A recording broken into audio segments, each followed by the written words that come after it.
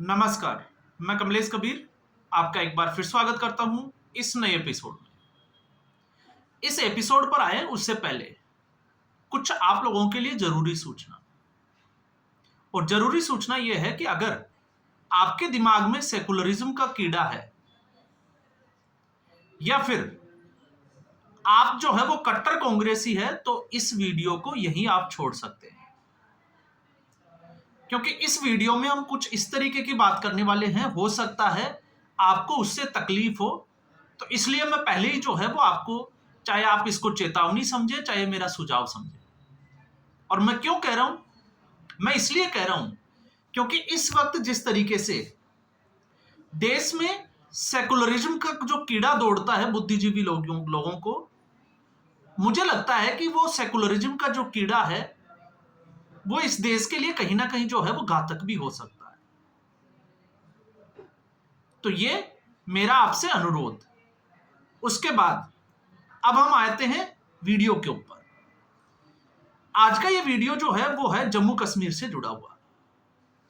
जम्मू कश्मीर में इस वक्त सरकार है उमर अब्दुल्ला की, और उमर अब्दुल्ला जब से मुख्यमंत्री बने हैं वो स्टेटहुड का दर्जा केंद्र सरकार से मांग रहे हैं कि जम्मू कश्मीर को पूर्ण राज्य का दर्जा मिले।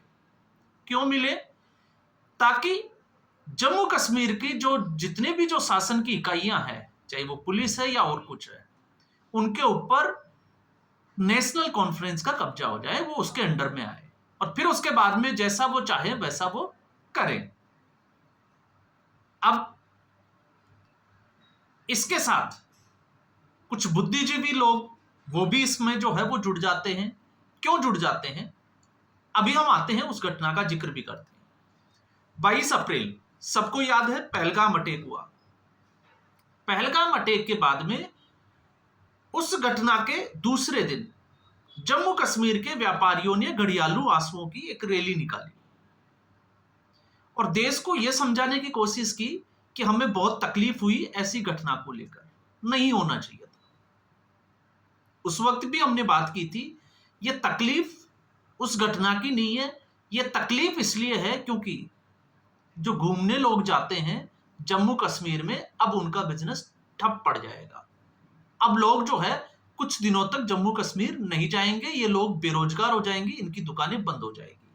तो दर्द था उनका व्यवसाय का, दर्द था उनकी रोजी रोटी का। आपके साथ कोई लगाव है, ये जो है वो गलतफहमी मुझे लगता है कि किसी को नहीं पालनी चाहिए। क्यों?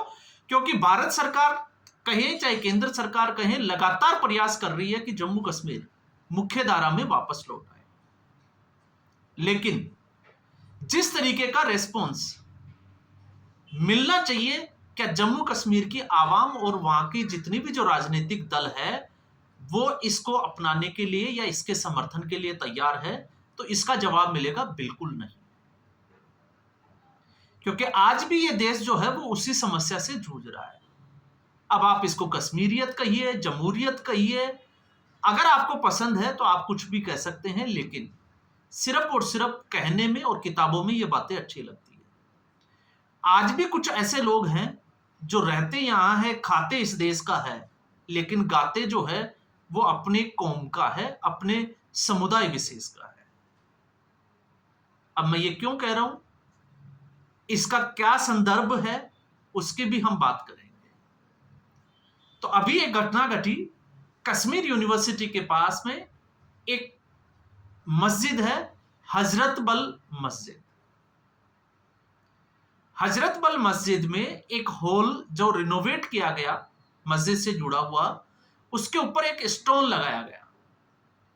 आपको पता ही होगा, उद्घाटन का एक जो है वो पत्थर, नाम लिखा हुआ पत्थर जो है वो लगाया जाता है। उस स्टोन के ऊपर अशोक चक्र या हम कहें कि अशोक स्तंभ जो है वो उकेरा हुआ था। उसको देखकर जुम्मे की नमाज के दिन जो लोग इकट्ठा होते हैं उनका जो है वो खून खोल उठा। आप इसको समझना, क्योंकि उस दिन खून जो है वो थोड़ा गर्म ज्यादा होता है, और सीधे तौर से उस भीड़ ने इसको एंटी इस्लामिक करार दे दिया। एंटी इस्लामिक करार भी दिया और उस पत्थर को पत्थरों की मार मार कर उसको तोड़ा गया। आप वो वीडियो फुटेज देख सकते हैं, सिर्फ इसलिए क्योंकि उसमें देश से जुड़ा हुआ एक सिंबल जो है वो स्टोन के ऊपर था। अब इससे आपको सोच का पता चलेगा। और ये उसने किया जो पार्टी अभी स्टेटहुड का दर्जा मांग रही है, उस पार्टी के एमएलए तनवीर, आई थिंक नाम भी मैंने निकाला, तनवीर सादिक, उस तनवीर सादिक ने ऐसा किया। तो जो लोग ये कहते हैं कि कश्मीर को पूर्ण राज्य का दर्जा मिलना चाहिए और केंद्र सरकार क्यों नहीं दे रही, तो अब आपको समझ में आएगा कि केंद्र सरकार वहां पर पैसा दे रही है, वहां पर वंदे भारत जैसी ट्रेनें दे रही है और लगातार जो है वो विकास के मॉडल दे रही है, लेकिन स्टेटहुड का दर्जा क्यों नहीं दे रही है। अब ये तो हुई एक बात। अब आप इसका संदर्भ भी समझ लीजिए। जब हम संदर्भ में जाते हैं कि आखिर इस सरकार को स्टेटहुड का दर्जा क्यों चाहिए, तो वो इसलिए नहीं चाहिए क्योंकि वहां पर सब कुछ ठीक है, वहां पर शांति है, क्योंकि चुनाव शांतिप्रिय ढंग से हो गए। चुनाव शांतिप्रिय ढंग से हो गए क्योंकि इस वक्त देश का गृह मंत्री है अमित शाह, जो कहता है वो करता है। और आपने देखा होगा जिस तरीके से अभी नक्सलियों के पीछे पड़ा हुआ है, उसी तरीके से आतंकवाद के भी पीछे वो लगे हुए हैं। तो आप समझ सकते हैं कि स्टेटहुड का दर्जा क्यों चाहिए। और इससे भी बड़ी बात, आखिर स्टेटहुड के दर्जे के पीछे मंशा क्या है, भावना क्या है। तो आपको, अगर आप हिंदू हो तो हिंदू होने के नाते अब आपको जो मैं बताने जा रहा हूं, उन घटनाओं का आप जो है वो एक बार सोचकर देखिए कि ऐसा खेल जो है वो क्यों खेला जा रहा है। जब हम जम्मू कश्मीर की, क्योंकि ये सिर्फ और सिर्फ हिंदुओं को नीचा दिखाने के लिए और हिंदुओं की संपत्तियों पर कब्जा करने की एक साजिश है, और किस तरीके से है अब हम समझते हैं इसको विस्तार से। जब हम बात करते हैं जम्मू कश्मीर की, तो जम्मू कश्मीर जिसके अंतिम शासक थे राजा हरि सिंह, सबने नाम सुना होगा। लेकिन जम्मू कश्मीर की अगर हम बात करें विरासत की, तो इसका जिक्र है महाभारत काल से। और महाभारत काल में अगर आपको देखोगे तो इसका पहले जो शासक थे वो थे गोनंद प्रथम। आप फैक्ट्स चेक कर सकते हैं। और फिर उसके बाद में यहां पर जो शासन जो है वो चलाया गया, जिसकी हम बात कर रहे हैं, वो शासन चला डोगरा राजवंश का, जिसकी 1846 में गुलाब सिंह ने स्थापना की थी, महाराजा गुलाब सिंह। और 1925 पे गद्दी पर बैठे इस विरासत के अंतिम शासक राजा हरि सिंह, 1925 से लेकर 1947 तक। तो इतिहास क्या है, और आप देखिए 1947 तक एक ऐसे टुकड़े का, एक ऐसे राज्य का, या एक ऐसी विरासत जिसके राजा लगातार जो है वो हिंदू रहे हैं, हिंदू शासक रहे हैं, तो वहां पर हिंदुओं का क्या था और हिंदू कितने जुड़े हुए थे। लेकिन जब आज प्रधानमंत्री लाल किले से डेमोग्राफी की बात करते हैं, डेमोग्राफी चेंज करने की बात करते हैं कि डेमोग्राफी किस तरीके से चेंज हुई, तो इसका जीता जागता उदाहरण है जम्मू कश्मीर। इसलिए मैंने बोला था कि अगर आपके सेकुलरिज्म का कीड़ा है तो आप इस वीडियो को बंद कर दें। और डेमोग्राफी चेंज होने का नुकसान क्या है, आप पश्चिमी बंगाल से पूछे, आप मणिपुर से पूछे, और ठीक ऐसे ही हालातों में इस वक्त अगर आप देखोगे तो पंजाब, बिहार, उत्तर प्रदेश, ये धर्मांतरण का खेल क्यों चलाया जाता है, इसके पीछे की मंशा क्या है, तो आपको पता चलेगा कि खेल जो है वो कैसे चलता है। तो आप देखिए 3 मैंने जो है वो आपको फैक्ट्स बता दिए। अब इसके बाद में हम आते हैं, क्योंकि इसके बाद जो कहानी शुरू होती है वो होती है जब हम अंतिम शासक की बात करते हैं राजा हरि सिंह। तो राजा हरि सिंह कोई मामूली शासक नहीं थे। जब उनकी ताजपोशी हुई तो उन्होंने जिस तरीके से आधुनिकीकरण की जो सोच थी उनकी, उसको लेकर जिस तरीके से घोषणाएं की कि जम्मू कश्मीर में 50-50 स्कूल और लद्दाख के लिए 10 स्कूल खोले जाएंगे। और उस वक्त उस राजा ने, या हम कहें कि राजा हरि सिंह ने, अनिवार्य शिक्षा तक लागू कर दी थी कि हर बच्चे को स्कूल जाना जरूरी है। इसलिए लोग उसको जबरी स्कूल बोला, जो स्कूल खोले गए उनको जबरी स्कूल बोलते थे। अब आप समझ सकते हैं सोच क्या थी।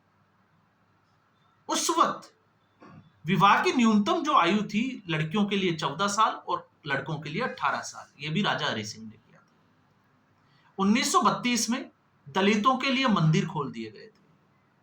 और इससे भी बड़ी बात, जो आजकल चमचागिरी करते हैं एक परिवार विशेष की, उस वक्त आप देखिए राजा हरि सिंह ने एक अवार्ड घोषित किया था जिसका नाम था खुशामदी टट्टू, कि जो सबसे बड़ा उस विरासत का जो चमचा होगा, जो चमचागिरी करेगा अव्वल दर्जे की, उसको जो है वो एक अवार्ड दिया जाएगा जिसका नाम होगा खुशामदी टट्टू।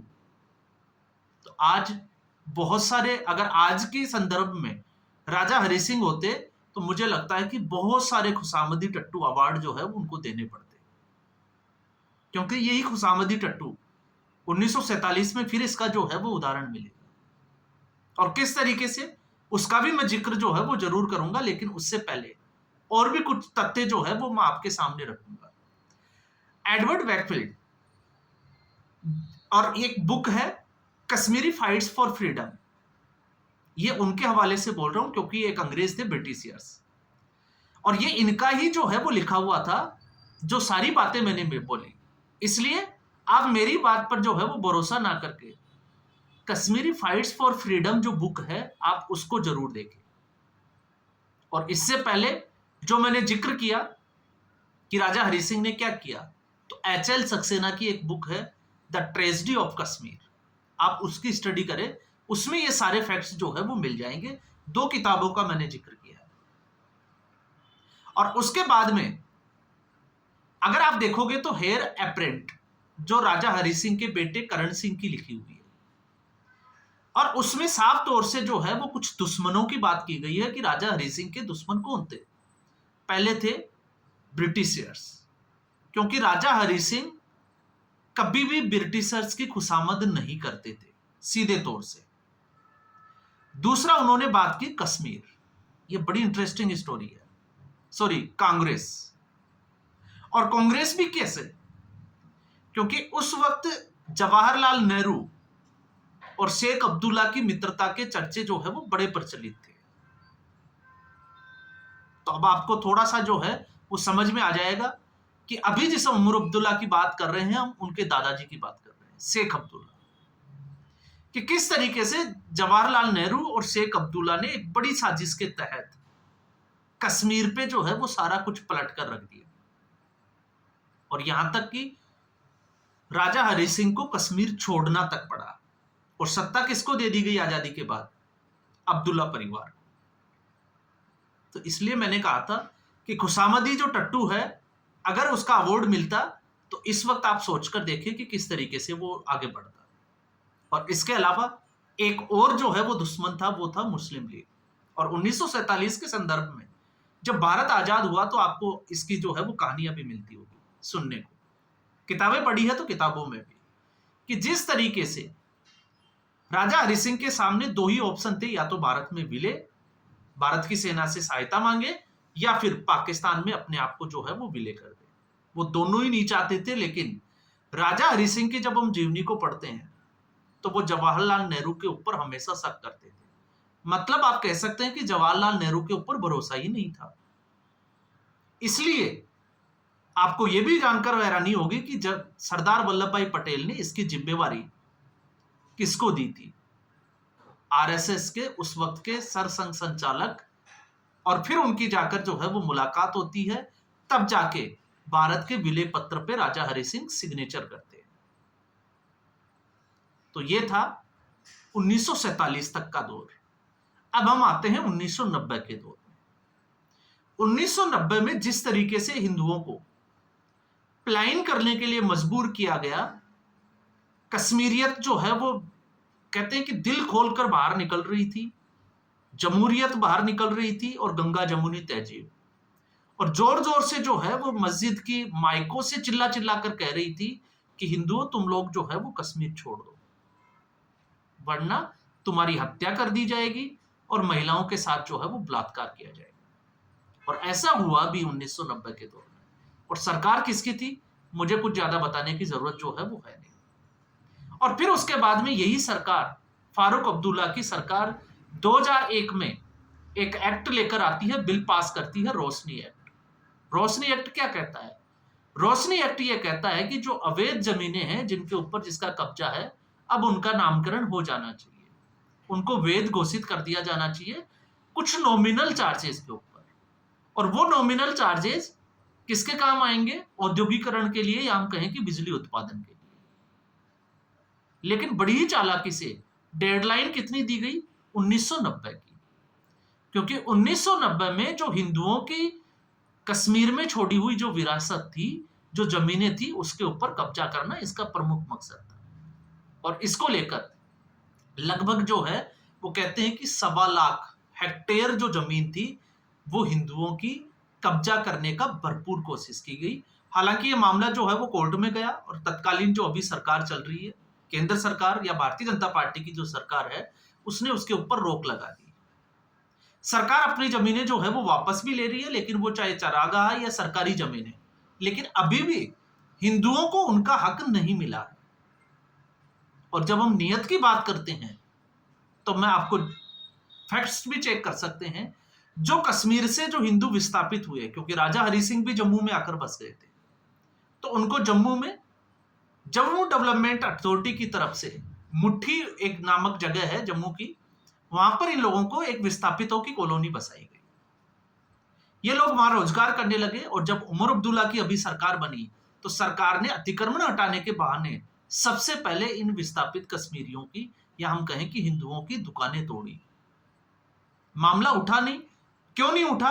क्योंकि हिंदुओं के ऊपर अगर कोई अत्याचार होता है तो इस देश में, ये देश जो है वो सेकुलर हो जाता है।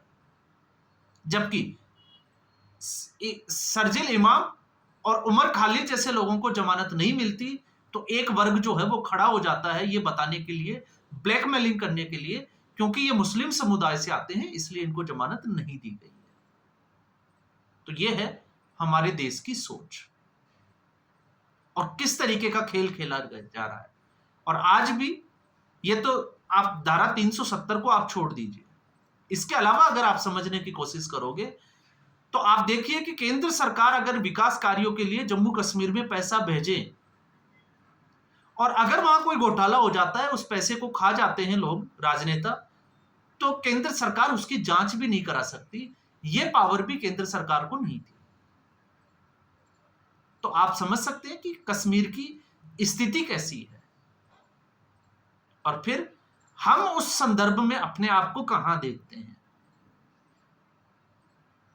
तो जो लोग ये कहते हैं कि देश सेकुलर है या इस तरीके की कोई अगर, तो मुझे लगता है कि वो सारी की सारी जो है वो हमारी गलतफहमियां है। तो घटना क्या थी और उसका संदर्भ क्या है, ये आप समझ सकते हैं कि यहां पर जो खेल है वो किस तरीके का खेला जा रहा है। तो फिलहाल के लिए इस एपिसोड में इतना ही। उम्मीद करूंगा वीडियो एपिसोड आपको पसंद आया होगा। वीडियो को लाइक करें, शेयर करें, चैनल जरूर सब्सक्राइब करें। धन्यवाद।